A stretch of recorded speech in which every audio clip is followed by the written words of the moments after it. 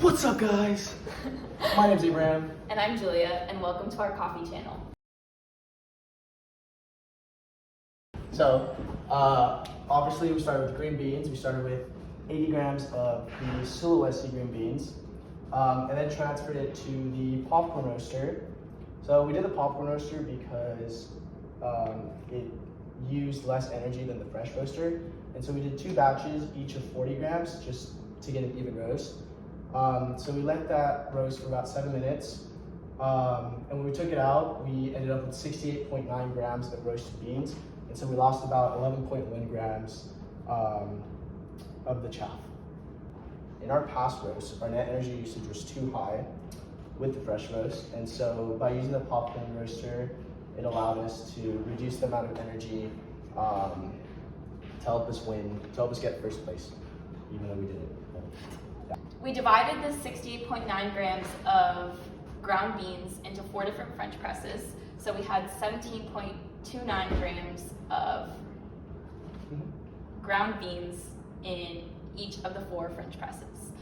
Next, we had to heat our water. We were aiming for a total of 925 grams of coffee, and we wanted a brew ratio of set around 17.5.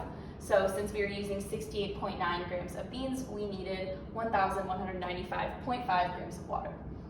We heated this all at once in the kettle to 77 degrees Celsius. We decided on a lower water temperature to conserve energy, and we ended up using 0.07 kilowatt hours. This final amount of water we also divided by 4, and we did 298.9 grams of water in each of the 4 French presses. We decided on a little bit longer than traditional extraction times since we used a lower water temperature in order to obtain the TDS and PE that we desired. So we wanted a TDS in the range of 1.05 to 1.1, and we wanted a percent extraction in the 15 to 16 range. So we found in our previous trials that doing an 8-minute extraction with a water temperature of 77 degrees got us a TDS and PE in this range. And our competition brew had a TDS of 1.06% and a percent extraction of 15.7. So after extracting for 8 minutes, we ended up with a total amount of brewed coffee of 1,025.7 grams. And with that TDS and PE, we were in the sweet quadrant of this graph. We found that our competition brew was sweet like we wanted. It was also floral and tea-like, and it really brought out the notes in the Sulawesi beans of fermented fruit. So we got notes of cherry and raisin, and also we noticed slight notes of chocolate as well as a little bit of nuttiness. And the aftertaste was also really good. The fruity taste lingered, and there was no outstanding bitterness or sourness that made the taste unpleasant.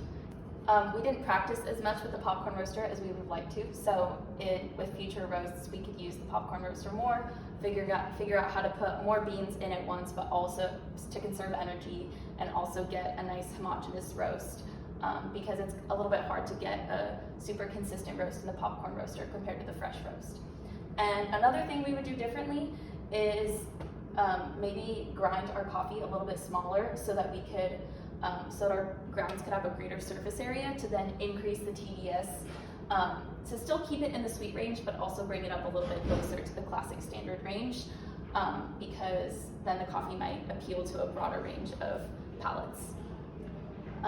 Thank you so much for watching our coffee channel. We hope you enjoyed our forecast. And we hope you now know how to make second place coffee.